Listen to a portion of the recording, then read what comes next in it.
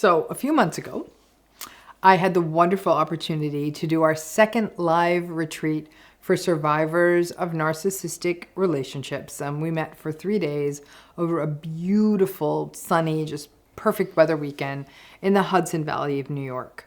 We came together in community, we talked about healing, we did different exercises together as well. And one of those exercises revealed an interesting commonality across several survivors, probably most of them that were in that room, but I could only see the data at that point from just a few. Once I get all the data, I'm going to tell you more. But I asked folks in the group to share the things that they did in their narcissistic relationship to manage the relationship, the workarounds, the things to manage the reactivity, the things that they did in the relationship before they understood exactly what it was they were dealing with, the behaviors that they engaged in to keep the peace, to keep things from escalating, to avoid being blamed for everything. To take a minute, you can even pause the video after I ask this question, but what do you think the most common behavior people engaged in? The thing that people most often did in these relationships? Like I said, you can pause, toss your guess in the comments. Folks in the comments might have already given you the answer. So I am sure, even as you're thinking about this, that you may be thinking about or suggesting things like appeasing, perhaps the fawning, even though that's not something you're doing, it's happening, fixing, solving, doing, silencing, and all of those are big things people do. But the one behavior that came out as unanimous in a subset of attendees at this retreat who shared their experiences in narcissistic relationships was walking on eggshells. Now, walking on eggshells is this pattern of censorship, choosing every word carefully, being very careful in everything you do, silencing your needs and wants, not bringing up issues that will trigger the narcissistic or antagonistic person in your life. It's this subjective experience in these relationships where self-abandonment meets hypervigilance, which are obviously almost universal in these relationships. In these kinds of relationships, we are always scanning the room with them, trying to figure out, are they in a good mood? Are they in a bad mood? And because self-blame is another universal ingredient in these relationships, we assume that it is the things that we do or say in the relationship that are the problem. And listen, I'm not going to lie to you here. The things that you do or say may in fact be what triggers this narcissistic person, but that doesn't make you the problem. It's the narcissistic person who can't regulate. And the unpredictability, the reactivity, and the dysregulation of the narcissistic person is what leads people to walk on eggshells. In essence, you've often put yourself in a role of being the emotional support animal that they use to calm down. But it doesn't always work, and thus even the emotional support animal is not as careful as a person in a narcissistic relationship. I found it interesting that it was the universal thing. That these people who were giving their answers, they responded differently to many other things, but this was the universal. The people were sharing what happened. These were relationships of differing levels of severity of narcissism. Some were marriages, some were family relationships, some were workplace relationships, but the walking on eggshells was a common denominator. Many people in narcissistic relationships tell me that they are tired, exhausted, always feel a bit disoriented. There's a constant sense of tension and even panic right under the surface. And all of that makes sense, right? The grief in a narcissistic relationship is that in a way we actually do know a little about what could calm this narcissistic person down. We question nothing, we say nothing, we ask for nothing, we be nothing, we go along, and it works-ish. Because even if we do all of that, it can still go to hell. Because we're still going to be blamed for their boss being angry that day, or the rain that fell on their golf game, or their dress not fitting. So the walking on eggshells is also a walk of grief. Over time, we don't even realize we are walking on eggshells. We may wonder why we get sick a lot. And then, perhaps, we find ourselves spending time away from the narcissistic person. Something happens. They go out of town. We go out of town. But something that they're out of our day-to-day life. And we notice a difference in ourselves, but we can't quite name it. And we're so used to carrying the tension that it does become normalized. The grief is the awareness. When you see it, is that the eggshell walking was the only way this relationship worked. So it didn't really work. It's like jury rigging an appliance. Yes, the appliance works, but only if you hold the switch down the whole time. And if you actually got an appliance, this new appliance that worked properly, and you don't have to hold the switch down the whole time, it feels like liberation. It's the same thing here.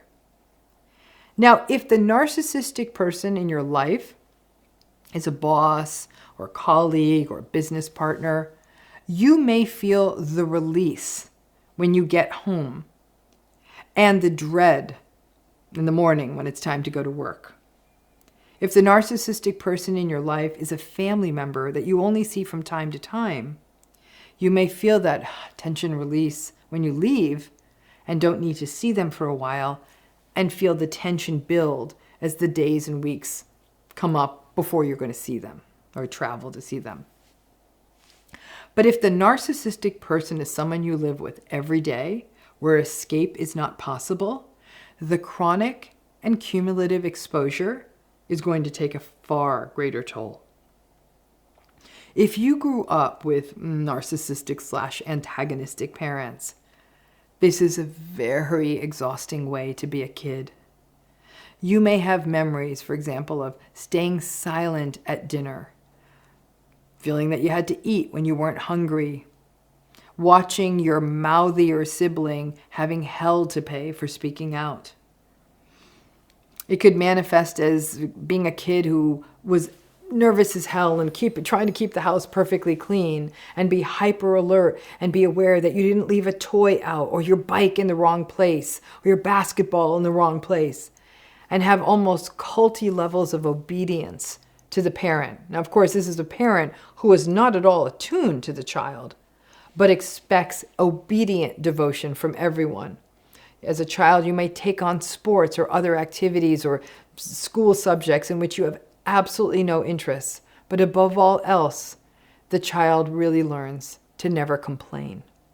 The child lives in a chronic state of tension, wondering what version of the parent is going to walk into the door, the cheerful one or the angry one, the scary one or the actually kind of fun one. Now listen, as someone who grew up like this, let me tell you this. My chronic migraines and my other health issues did not come out of nowhere, folks. I am very aware of why they are. And I still find that the only way I can fully relax is when I'm in a room by myself, because other people mean eggshells. It sucks, but them's the legacies we are left with. Part of it is to be compassionate with them once we know about them in ourselves. Now, the funny thing about walking on eggshells is that the narcissistic folks will actually become quite angry if they perceive that you are being ultra careful around them. Their belief is that they are the cool, flexible, healthy one. So if the perception is that people are walking on eggshells and are worried that the narcissistic person is fragile or will blow if you say the wrong thing, well, that can result in its own fallout. And the narcissistic person might start raging at you and saying, "Don't treat me like I'm crazy." Well, that said, especially when we are talking about more malignant and severe presentations of narcissism and antagonism, at that level, those folks, I have to tell you, they kind of get off on the fear and tension that other people carry around them. Like it's almost like everyone's kind of scared of them and they like that power. So it may even be a little rewarding for them to watch people eggshell walking in their presence, or they might even say boo to see who will jump. When we chronically walk on eggshells, we devote the vast amount of our psychological bandwidth to staying safe rather than to thriving or being curious And that's unfortunately and really quite tragic, frankly, because it limits our growth. It holds us back. It keeps us from being in the world and enjoying life. And it is easily a pattern we can fall into again and again, even in future relationships, because it feels normal. Pay attention to your body the next time you're talking with someone safe, where the vigilance and eggshell walking are not necessary. Contrast that to how you feel with the high demand, high antagonism people you have to interact with, and notice, where do you feel the differences in your body? And also notice how tired or uplifted you feel after spending time with someone, depending on the situation and the person. Our bodies are tense when we walk on eggshells, so much so that you might even feel literally sore, like muscle tension sore, after you spend a lot of time with a narcissistic person. And it makes sense. The muscular tension accumulates in you and you ache. But this universality of the narcissistic relationship, this eggshell walking, it caught me a little by surprise that this was the one thing. Nothing else was universal, but this was. I suppose it shouldn't have, because actually walking on eggshells really represents sort of a hybrid crossroads between self-silencing, self-abandonment, and hypervigilance, all of which are common in these relationships.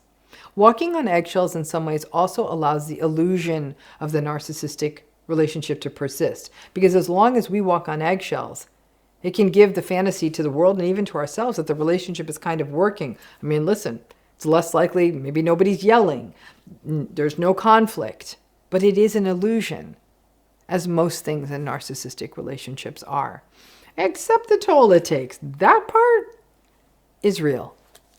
So pay attention to this, and maybe especially if you've had more than one narcissistic relationship, think back to how often you were walking on eggshells, and was that a universal theme in all of them? And contrast that to how you feel when you're talking to someone where the eggshell walking isn't necessary.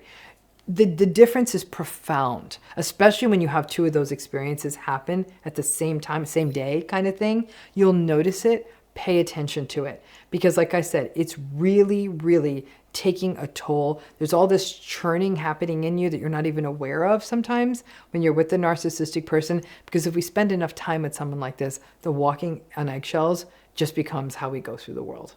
I hope that was helpful. Thanks again.